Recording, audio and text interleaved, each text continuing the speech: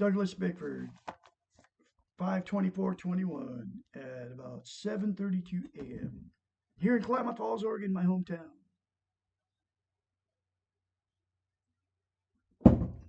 I'm here because I'm teaching self-esteem how to attain it. Okay, because because of my low self-esteem, I've been married 4 times, and my last one married into a mar- uh, toxic relationship, toxic marriage, married into a dysfunctional family.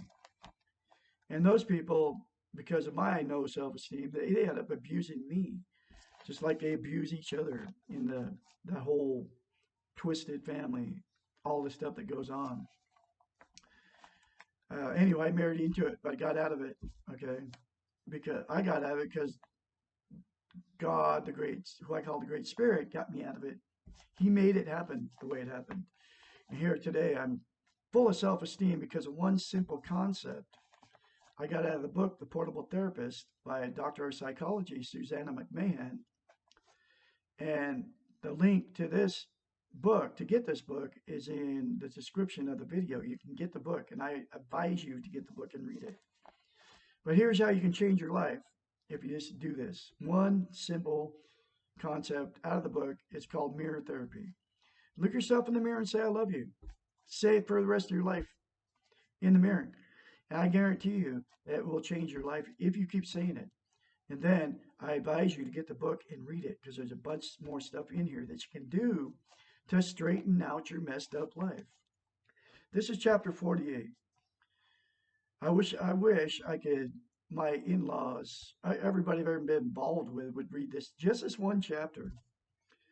I have everything I need. Why am I miserable? The answer requires a definition of everything. When this question is asked, everything inevitably means all the externals that society, the Western model, defines as important. And all of these externals are related to the weak ego, the things outside of ourselves which give us esteem, self-esteem, self-love. All these external things are not connected to the internal self, the part of us that has self-esteem, because of their transient and temporary nature. Everything is not anything when it is outside of our control and can leave us at any moment. External things do not satisfy the inner self or the inner child. They are toys which soon lose their value. Often we discover that the real fun occurs when we are trying to achieve them. Now, once we own these externals, they lose their value to us, and we go off in a search for something else to acquire.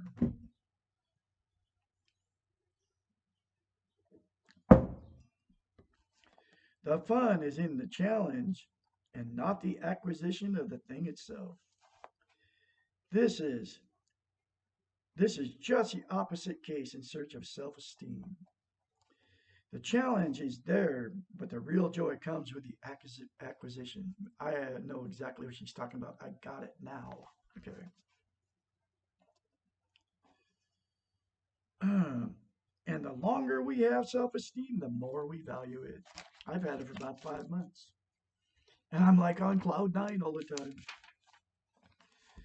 All the external things, the weak ego things, are not the meaningful things for the eternal self or to the inner child. Neither neither ourself nor our inner child wants to have goodies in place of love. The paradox here is that the more goodies we throw at our internal self and our inner child, the more internal self gets lost and inner child stars.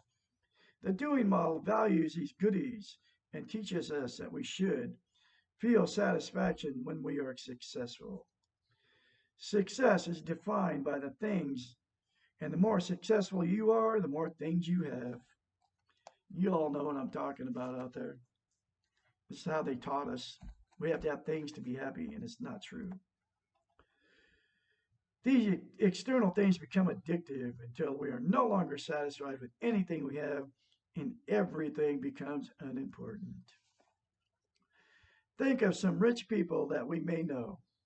Rich in the sense of the Western model, how many of them enjoy what they have?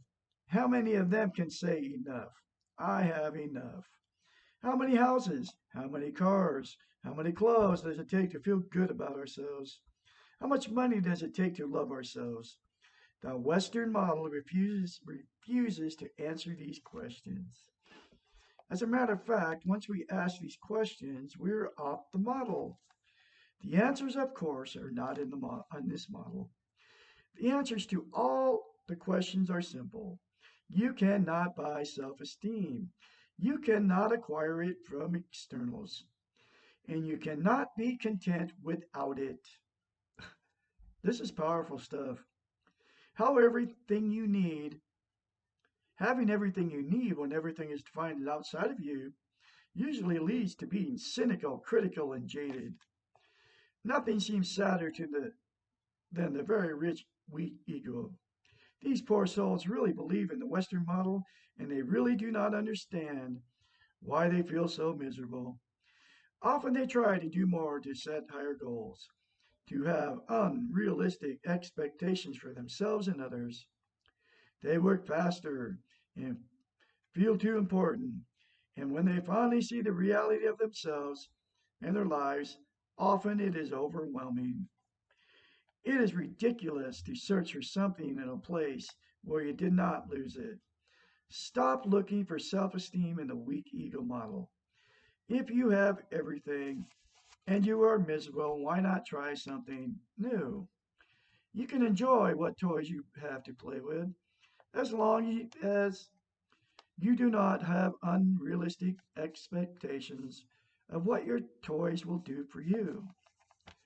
Play with your toys when you want to, but take the time to work on yourself by developing self esteem.